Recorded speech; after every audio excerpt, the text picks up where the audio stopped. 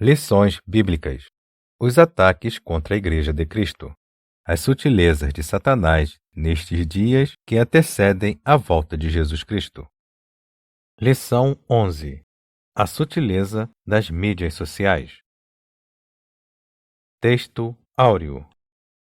Rogo-vos, pois, irmãos, pela compaixão de Deus, que apresenteis o vosso corpo em sacrifício vivo, santo e agradável a Deus, que é o vosso culto racional. Romanos, capítulo 12, versículo 1. Verdade prática. As mídias sociais devem ser usadas como ferramentas na expansão do reino de Deus. Leitura bíblica em classe. Romanos, capítulo 12, versículos de 1 a 3, 16 e 17. Rogo-vos, pois, irmãos, pela compaixão de Deus, que apresenteis o vosso corpo em sacrifício vivo, santo e agradável a Deus, que é o vosso culto racional. E não vos conformeis com este mundo, mas transformai-vos pela renovação do vosso entendimento, para que experimenteis qual seja a boa, agradável e perfeita vontade de Deus. Porque, pela graça que me é dada, digo a cada um dentre vós que não saiba mais do que convém saber, mas que saiba com temperança, conforme a medida da fé que Deus repartiu a cada um. Sede unânimes entre vós. Não ambicioneis coisas altas, mas acomodai-vos às humildes. Não sejais sábios em vós mesmos. A ninguém torneis mal por mal. Procurai as coisas honestas perante todos os homens. Introdução. O mundo virtual é relativamente novo e convém dizer que a internet não é moral ou imoral em si mesma. É mais uma ferramenta como as demais, embora seja muito mais poderosa. Isso faz com que o seu uso seja muito mais desafiador. Em outras palavras, as mídias sociais como instrumentos são neutras. Contudo, o uso que se faz dela não é. Como toda ferramenta, impõe um desafio ético e moral por parte de quem usa. Nesse aspecto, os cristãos precisam estar conscientes sobre como devem fazer uso de mídias sociais como WhatsApp, Facebook, Instagram, Twitter, etc. Mesmo sendo ferramentas neutras, não sendo, portanto, boas ou más em si mesmas, as mídias sociais tornam os que delas fazem uso moralmente responsáveis. Nesse aspecto, os cristãos também são moralmente responsáveis pelo que fazem, através desses instrumentos virtuais, diante da sociedade, igreja e comunidade a qual pertencem. Assim, eles devem buscar nas Escrituras os princípios que devam orientar a sua navegação no espaço virtual. Como um livro inspirado, a Bíblia contém princípios que norteiam e disciplinam a vida dos cristãos, inclusive no ciberespaço. Isso porque as Escrituras Sagradas, que são vivas e permanecem para sempre, podem orientar de forma clara e objetiva o crente em seu caminhar tanto no mundo real como também no virtual. Tópico 1. Os cristãos na era digital. 1. A realidade do universo online. Lemos em Eclesiastes, capítulo 1, versículo 4, que uma geração vai e outra geração vem. Cada geração que existiu escreveu sua própria história e produziu suas próprias conquistas. Os egípcios nos deixaram as pirâmides, e aos sumérios é atribuída a escrita. A conquista do ciberespaço é uma marca desta geração. Assim, convém dizer que o mundo virtual é hoje uma realidade bem presente na vida das pessoas. Os cristãos, portanto, e consequentemente a Igreja, também fazem parte desse universo. A Igreja está no mundo, mesmo não sendo parte dele. Saber conviver e andar nesse espaço é de suma importância para o testemunho cristão. O crente não deixará de ser uma testemunha real de Jesus pelo simples fato de as interações sociais acontecerem de forma virtual. 2. Cristãos conectados. Nos dias da Igreja Apostólica, os cristãos se valeram de cartas para superar as longas distâncias que os separavam. Dessa forma, eles conseguiram interação com cristãos de outra região. Foi por meio desse instrumento que eles compartilharam os princípios eternos da Palavra de Deus entre si. Hoje, essa interação, que acontece por intermédio das mídias sociais, é muito mais eficiente e muito mais dinâmica.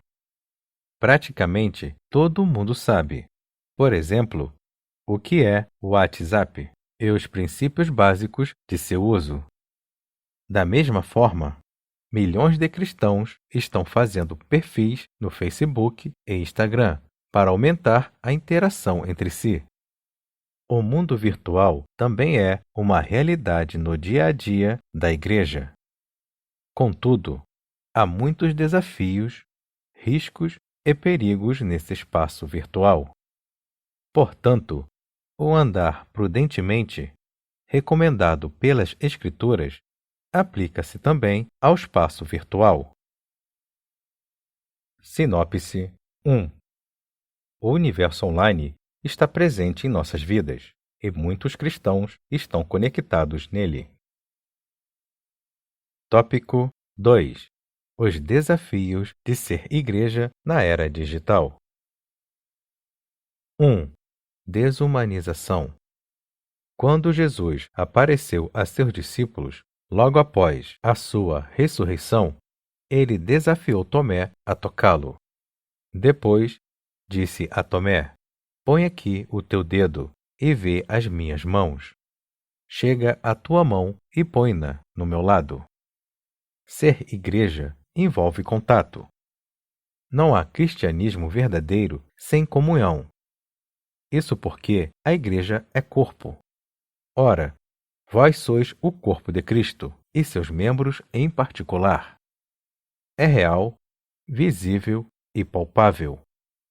O universo virtual cria a falsa impressão de que é possível ser igreja sem relacionamento real. Nesse aspecto, o mundo virtual desumaniza as pessoas. É por isso que o ciberespaço é o universo preferido dos desigrejados. Eles dizem não precisar da igreja local, que existe de forma real, para expressar a sua espiritualidade. O que, evidentemente, é um erro. Na Igreja de Cristo, as pessoas não apenas interagem, mas existem e se completam. Há pessoas de carne e osso que se abraçam, e não apenas se veem e se ouvem.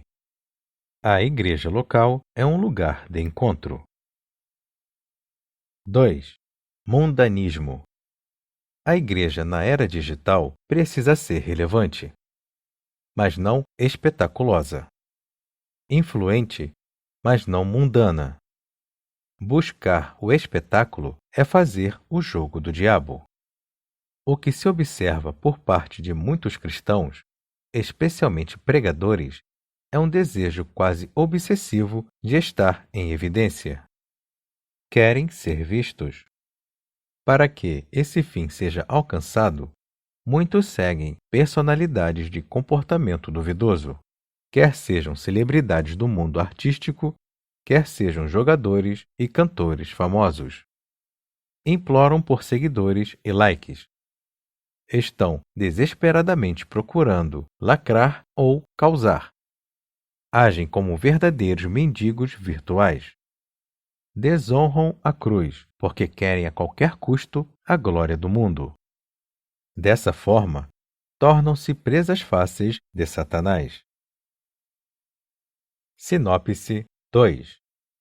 O desafio dos cristãos no universo online passa pelos perigos da desumanização e do mundaísmo. Tópico 3. A Igreja e os pecados virtuais. 1. Sensualismo. A noção de santo e profano nunca deve ser esquecida pelos cristãos. Sede santos, porque eu sou santo. Infelizmente, não é o que se observa com muitos crentes que usam as mídias sociais. Muitos a utilizam de forma pecaminosa. O WhatsApp, Instagram, Messenger, dentre outras mídias sociais, quando usadas de forma adequada, são extraordinárias ferramentas de comunicação, interação e trabalho. Contudo, quando usadas para enviar fotos e vídeos íntimos, mensagens de textos de um relacionamento adúltero, se tornam instrumentos do pecado. Tornam-se espaços do diabo. Os inúmeros escândalos expostos na internet mostram isso. A web torna público a vida pecaminosa que se vive de forma privada.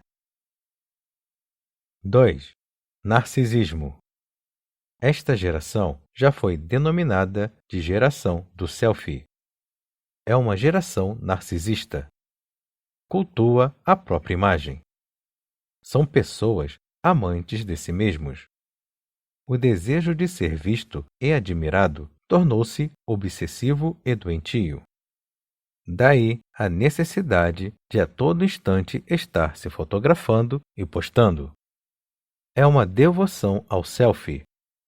Dessa forma, o desejo de se expor, de ser visto e admirado torna-se um comportamento não apenas doentio, mas, sobretudo, pecaminoso. Quando esse desejo de se mostrar, de aparecer e até mesmo ser admirado é visto em um adolescente, é algo preocupante. Contudo, ainda é possível reparar. Mas quando adultos se comportam como meninos, buscando uma identidade e usando as redes sociais para se firmarem, o problema se torna preocupante. Nesses casos, estamos diante de alguém que foi tragado pela cultura do eu. Se é cristão, o único caminho é o arrependimento. Sinopse 3. A sensualidade e o narcisismo são dois pecados comuns no ambiente virtual. Tópico 4. As mídias sociais e o ID de Jesus. 1. A seara virtual. Jesus disse: Ide por todo o mundo, pregai o evangelho a toda criatura. Evidentemente que o ID de Jesus inclui o espaço virtual.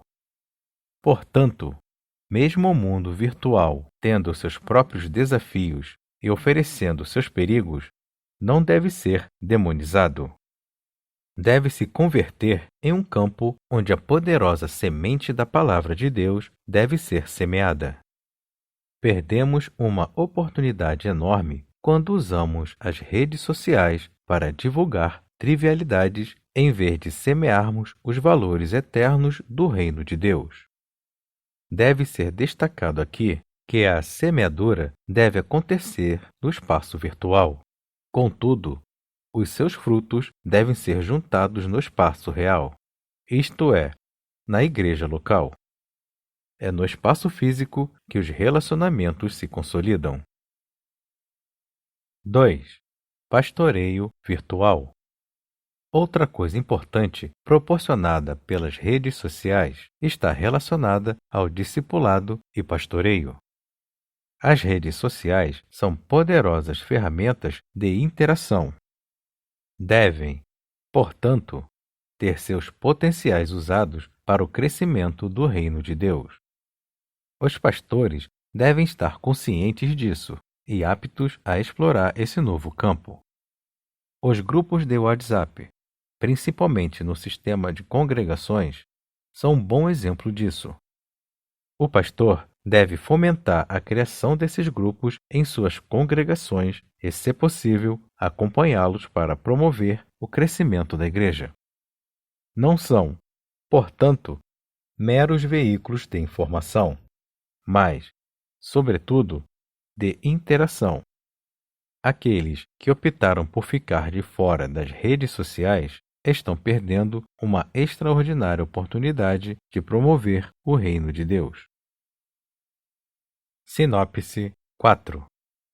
Há nas mídias sociais uma seara fértil para a evangelização e o pastoreio de vidas por meio da interação. Conclusão. Chegamos ao final de mais uma lição. Desta vez, vimos e conhecemos um pouco sobre o universo virtual e como se dá a dinâmica do seu funcionamento.